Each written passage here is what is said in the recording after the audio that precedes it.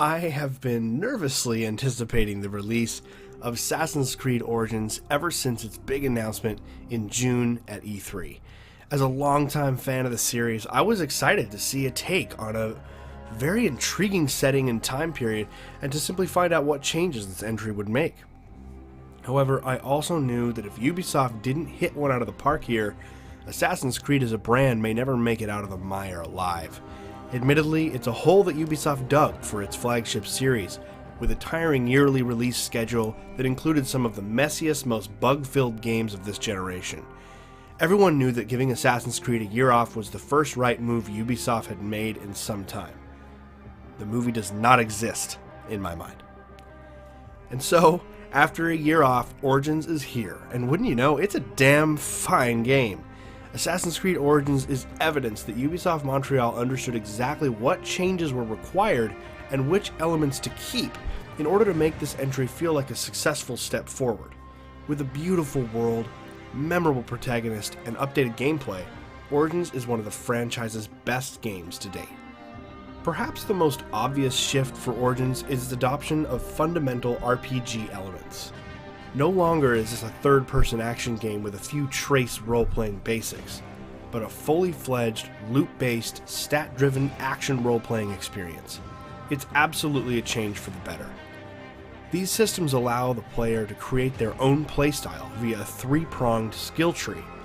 The Hunter, Warrior, and Seer allow for improvements in stealth, combat, and generally the use of gadgets like sleeping darts and firebombs, respectively. For the most part, the individual perks offer skills and improvements that I always felt would be a significant benefit, and the added layer of deciding when to save skill points for the more expensive perks creates interesting choices in regards to upgrading the character. In addition to the skill tree, Origins also features a Diablo-style loot system, where weapons are ranked from common, rare, and legendary. Not only did this dynamic change the way I experienced combat in Assassin's Creed, it also allowed the developers to really dive into creating a distinct range of available weapons. From speedy daggers to long-reaching spears, all the various weapon types feel distinct and come with a small learning curve. That's partly due to Assassin's Creed Origins' new combat system. Gone are the days of countering hapless enemies with a swift cinematic kill. That stagnating combat has been replaced with a much more active style. Similar to the Dark Souls or Witcher, the player is given a lock-on button that can swap enemy targets with a flick of the left analog stick. There's a button assigned for light swing, heavy swing, dodge, and block. This new mechanic is immensely more engrossing than anything the series has ever had, as long as drag-out fights had me gripping my controller while fighting a mob of various enemies that come in all kinds of shapes and sizes.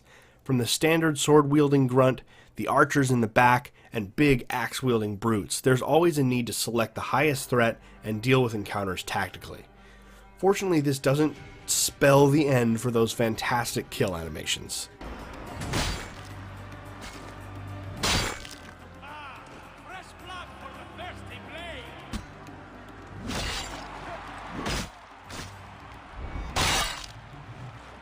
However, combat is not perfect. Switching lock-on targets doesn't always work, as if the game isn't receiving the input from the stick. That can cause some serious trouble when attempting to block a swing from an enemy behind you, and even when it does switch the lock-on, sometimes the camera can't keep up with the enemy I'm locked onto, and I'll lose them behind me. This seemed to happen often in smaller, enclosed spaces, and led to my death many times. Outside of that irritation, I did rather enjoy the fact I found myself dying more often in Assassin's Creed. The more challenging fight mechanics help improve the experience overall, and it's nice to not simply breeze through baddies with a few presses of a button. While I personally have been fond of the past few series protagonists such as Evie Frye and Arnaud, it's true that Assassin's Creed has not managed to recapture the magic and charisma that Ezio provided. While there may never be another assassin as beloved as Ezio, Origins' Bayek has to come in as a close second. He's a complicated man, as his story is one of heartbreak, rage, romance, and revenge. Ubisoft Montreal also managed to pull off a convincing love story about Bayek and his wife Aya. As disaster and tragedy brought their lives to despair, their relationship becomes one of passion and, well, murder. It's refreshing to see the act of killing having a real and tangible effect on its protagonists.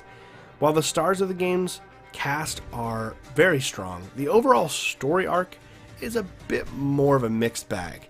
The intro hour makes next to no sense whatsoever, as a series of strange combat encounters and flashing images left me utterly confused. Once I was set free into the open world though, Origins quickly found its footing. I actually enjoyed the simplification that a straightforward revenge plot brings here. However, said plot still gets overly thickened with so many historical cameos and appearances, it starts to become difficult remembering who is who and when and where and how. And because Bayek's primary targets aren't all directly connected to his personal need for revenge, let alone the fact they're all masked, it begins to feel a bit like a grocery list than anything else. Layer on top of this Origin's requirement to live up to its namesake by revealing how all of these events conspire to create the Assassin's Order, and the storyline begins to buckle under the excess weight. Fortunately, Bayek and Aya are the perfect support for this hectic plot. Yes, there's a modern story, and it's completely unimportant, and Ubisoft just needs to ditch the entire modern thread as soon as possible. Now, it does help that Bayek is given free reign in what may very well be one of the most stunning open worlds of this generation, and it just seems to be that these games keep topping themselves. From Horizon, I probably would have said the same thing in February, Witcher in 2015, and now here we are with Assassin's Creed. These open worlds are alive and gorgeous, from the lush Nile River Valley and vast golden seas of sand to the massive pyramids and ancient temples. Origin's take on the 1st century BC Egypt is simply awe-inspiring. The HUD has been drastically reduced as well, and the world is chock full of meaningful side quests and interesting mysteries, as opposed to the previous minimaps overflowing with often useless or meaningless icons. There is an obvious influence from The Witcher 3 Wild Hunt to be found here as well. As Bayek is a Medjay, sort of an ancient Egyptian sheriff, he often finds himself searching for clues while investigating a murder or a bandit attack on a small village. Bayek can scan the area for clues and items and is often accompanied by a monologue of his deductions. It's an effective mechanic, both in creating interesting quest scenarios and allowing the player to understand how Bayek thinks and approaches problem solving. It's another way to build his character while you might be out running around without any kind of cinematic or cutscene, and it works really well to get us to know him. When he does stumble into trouble, Bayek can make use of his eagle Senu. With a simple tap on the directional pad, the camera ascends to the skies, and the player is given control of Senu the eagle. The fierce bird can be used to spot enemies, treasures, and other areas of interest. It's a perfect tool when used in conjunction with stealth, as tagging enemies can help you plan out routes of attack and the best way to reach Bayek's target. Not to mention, just popping up there to get a great view and take some pictures with picture mode doesn't get old either. Now, stealth itself is light and simple, and the consequence for being caught is often very forgiving. That doesn't make it any less fun. Sneaking into a Roman fort in the dark and wiping the place out, the whole garrison, without anyone ever hearing a thing, doesn't get old either. How one approaches objectives is utterly up to the player, and Assassin's Creed benefits from this freeform gameplay. Likely the biggest issue for Assassin's Creed Origins is a familiar one: bugs. While technical issues are not as rampant like in previous titles, Origins is not without its fair share of hitches and glitches. Whether it's getting caught in doorways, audio clipping in and out, or textures failing to load, it just doesn't make any sense that Ubisoft continues to allow these games to come out this rough. This could have used at least another 2 to 3 months in the oven to iron out these problems. It's also important for me to point out a small pet peeve of mine. When completing side quests, I don't understand why some of them have full cutscenes and others have the player simply watching Bayek and the quest giver awkwardly standing there and exchanging information like two cosplay mannequins. The latter is so much more immersive, and the cutscenes are not only found in main story missions, they're also found in side missions. It's as if the developers only had time to do about half before the game had to be released. Not only that, but many of the non-essential NPCs look nearly identical to one another. Apparently there were only 3 haircuts in 1st century Egypt. This might seem like nitpicking, but if Assassin's Creed is going to model a game after The Witcher, then I plan on holding it up to the same lofty standards. And simply put, Assassin's Creed can't quite compare with its counterpart. Assassin's Creed Origins may go down as one of the most important entries of the entire franchise. Ubisoft Montreal's daring step into RPG territory has reinvigorated the Assassin's Creed name and will hopefully do the same with some lapsed fans.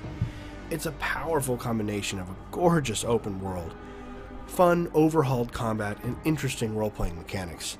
Not to mention a strong, memorable protagonist. And I didn't even say anything. The music in this game? Ugh. Awesome. Please, listen to the music when you're playing the game. One of the best soundtracks of the year.